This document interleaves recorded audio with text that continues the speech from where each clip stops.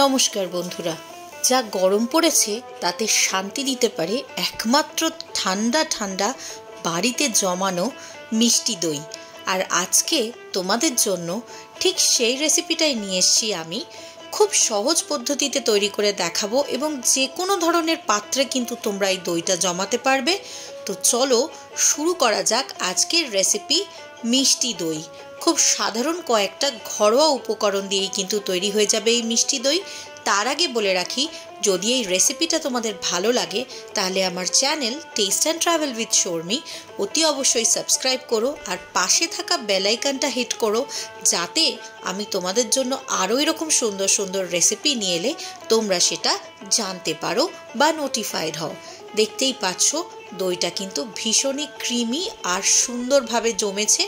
তো চলো বেশি দেরি না করে আর বেশি বকবক না করে তোমাদেরকে শিখিয়ে দিই কিভাবে বানাবে এই মিষ্টি দই। প্রথমেই যেটা করতে হবে সেটা একটা কড়াইতে একটু জল ঢেলে দেখো আমি গরম করে নিচ্ছি। তার একটাই কারণ, দুধ কখনো ডিরেক্টলি কড়াইতে দেবে না, তাতে নিচেটা লেগে যাওয়ার একটা চান্স থাকে। তো প্রথমেই দেখো আমি এখানে দুধগুলো ঢেলে নিচ্ছি। আমার এখানে রয়েছে প্রায় 3 লিটার দুধ। তো তোমরা চাইলে কিন্তু কম দুধেও করতে পারো, যেহেতু আমি অনেকটা পরিমাণ বানিয়েছিলাম বাড়িতে আসবে গেস্টদের জন্য, সেই জন্য আমার এখানে রয়েছে 3 লিটার দুধ।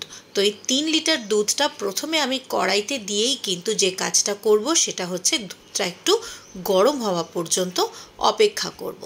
তো দেখো দুধটা আমি কিন্তু মাঝে মধ্যে এভাবে নাড়াও দেব, যাতে দুধটা গরম হয়ে লেগে না যায়। দুধটা যখন একটু উষ্ণ গরম হবে বা কুসুম গরম হবে, তখনই একটা আলাদা পাত্রে বা একটা ছোট বাটিতে আমি 2 চামচ দুধ তুলে নিলাম। যেহেতু আমার এখানে 3 লিটার দুধ আছে, তাই আমি এর মধ্যে অ্যাড করে দেব প্রায় 8 থেকে 10 চামচ গুঁড়ো দুধ। মিল্ক পাউডার, সাধারণত যে মিল্ক পাউডারে তোমরা চা করে থাকো সেই মিল্ক পাউডারই ইউজ করবে এখানে। তো দেখো আমি মিল্ক পাউডারটা আস্তে আস্তে কিন্তু এর মধ্যে গুলে দেবো। একবারে পুরো মিল্ক পাউডারটা মেশাবে না, তাহলে কিন্তু মিল্ক পাউডারটা ডেলা হয়ে যাবে। উষ্ণ গরম দুধে ভালোভাবে কিন্তু মিল্ক পাউডারটাকে মিলিয়ে নিতে হবে, যাতে কোনো রকম কোনো লাম্পস, ডালা বা গাঁঠ না তৈরি হয়। তো দেখো আমি আস্তে আস্তে এটাকে মিশিয়ে নেব। তার মধ্যেই কিন্তু আমি ধীরে ধীরে যে দুধটা গরম করতে বসিয়েছি সেটা নাড়তে থাকবো। তো দেখো আমি আস্তে আস্তে কিন্তু দুধটাকে নাড়ছি। তোমাদের যদি ভিডিওটা ভালো লাগে তাহলে প্লিজ প্লিজ একটা সাবস্ক্রাইব করো, শেয়ার করো বন্ধু বান্ধবদের সাথে, যাতে তারাও এই রেসিপিটা ট্রাই করতে পারে। আর তার সঙ্গে সঙ্গে তোমরা কমেন্ট করে জানিও আরও কি কি দেখতে চাও বা আমার এই ভিডিওসগুলো কেমন লাগছে।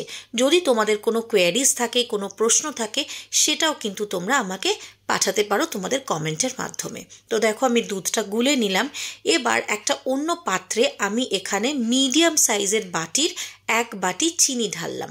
তার সঙ্গে দিয়ে নিলাম হাফ কাপ জল, যাতে ক্যারামেলটা করা যায়। মিডিয়াম সাইজের বাটি বলতে এখানে আমার চিনি আমি প্রায় ইউজ করেছি 150 গ্রাম।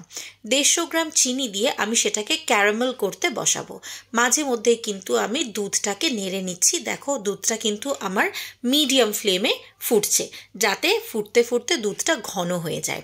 এবার দেখো এদিকে আমি ক্যারামেলটা তৈরি করে নিচ্ছি। খুব সাবধানেই ক্যারামেলটা তৈরি করবে, তার একটাই কারণ, ক্যারামেল কিন্তু খুব তাড়াতাড়ি পুড়ে যায়, তাই কালারটা যাতে সঠিক আসে সেটা মাথায় রাখতে হবে। দেখো আমার ক্যারামেলটাও রেডি হয়ে গেছে।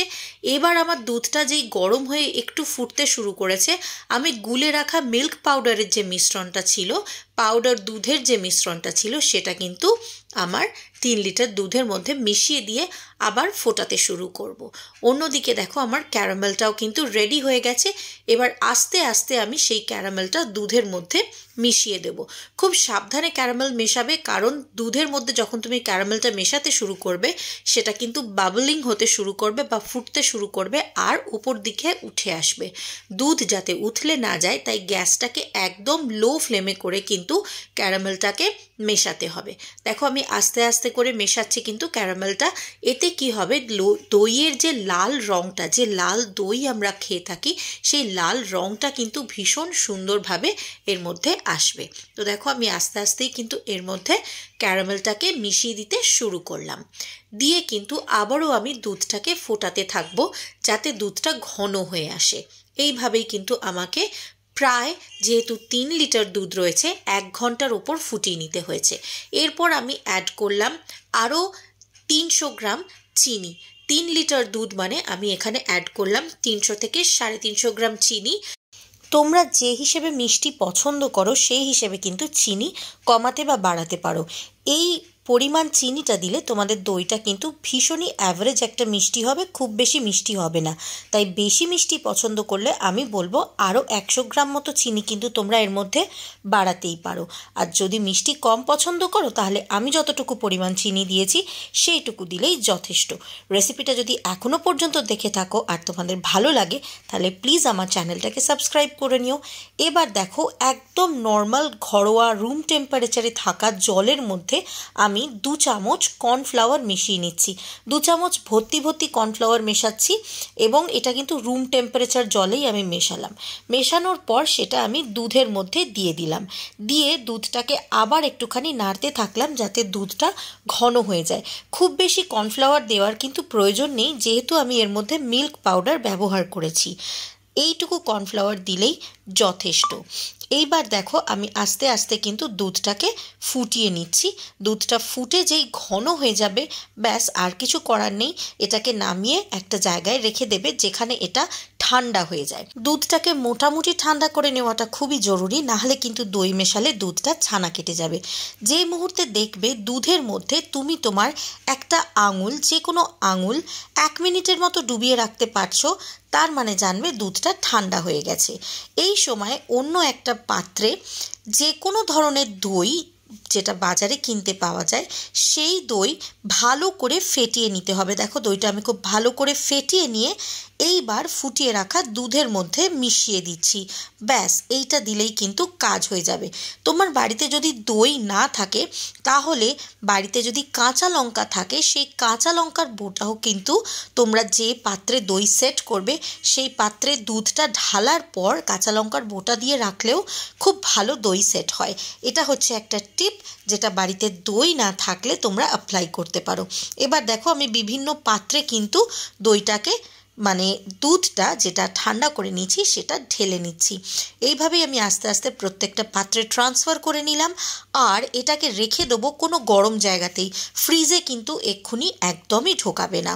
দেখো এই দইটাকে আমি ঢাকা দিয়ে রেখে দিলাম ওভারনাইট। আমি দইটাকে রেখে দিয়েছিলাম মাইক্রোওয়েভের মধ্যে, কারণ তার ভেতরে গরমটা পেলে কিন্তু দইগুলো ভীষণ সুন্দরভাবেই সেট হয়ে যাবে। তো দেখো পরের দিন সকালে মানে 8 ঘন্টার জন্য আমি দুধগুলো এইভাবেই রেখে দিয়েছিলাম। তারপর পরের দিন সকালে যখন আমি দেখলাম দইটা কিন্তু আমার মোটামুটি সেট হয়ে গেছে। এই অবস্থায় আমি এগুলোকে ফ্রিজে রেখে দিয়েছিলাম প্রায় 4-5 ঘন্টার জন্য। 4-5 ঘন্টা ফ্রিজে রেখে ঠান্ডা করে জমিয়ে এই ঠান্ডা ঠান্ডা দই এই গরমে খেতে কিন্তু দারুণ লাগলো। আর তোমাদের রেসিপিটা কেমন লাগলো সেটা কিন্তু আমাকে কমেন্ট করে জানাতে ভুলো না। যদি ভালো লাগে তাহলে আমার channel test and travel with Sharmi অতি অবশ্যই সাবস্ক্রাইব করে নিও, কারণ আমি তোমাদের জন্য খুব সহজ পদ্ধতিতে কিছু হারিয়ে যাওয়ার রেসিপি, ভীষণ সুন্দর সুন্দর কিছু ডেজার্টের রেসিপি, আর তার সাথে সাথে অনেক modern Chinese recipe, continental recipe, কিছু ব্রেকফাস্টের রেসিপি সব কিছু নিয়ে আসবো। দেখো দইটা এবার তোমাদের একটু কেটে দেখাই, ভীষণ সুন্দর ক্রিমি হয়েছে, দেখতেই পাচ্ছ। তো এইভাবেই কিন্তু বানিয়ে ফেললাম বাড়িতেই আমি লাল দই বা মিষ্টি দই, যেটা বাজারে ভীষণভাবেই জনপ্রিয়। আর সবসময় তো বাজারে গিয়ে কেনা সম্ভব হয় না, আর বাজারে নানা রকম কেমিক্যালও ব্যবহার হয় দই বানাবার জন্য। তাই আমি এইভাবেই বাড়িতে দই বানিয়ে নিই, আর সেটাকেই কিন্তু এইভাবেই আমি বাড়ির গেস্টদের সার্ভ করি। ভালো লাগলে চ্যানেলটাকে সাবস্ক্রাইব করো। আজকের জন্য এটুকুই, সকলকে ধন্যবাদ, সকলে ভালো থেকো, টাটা।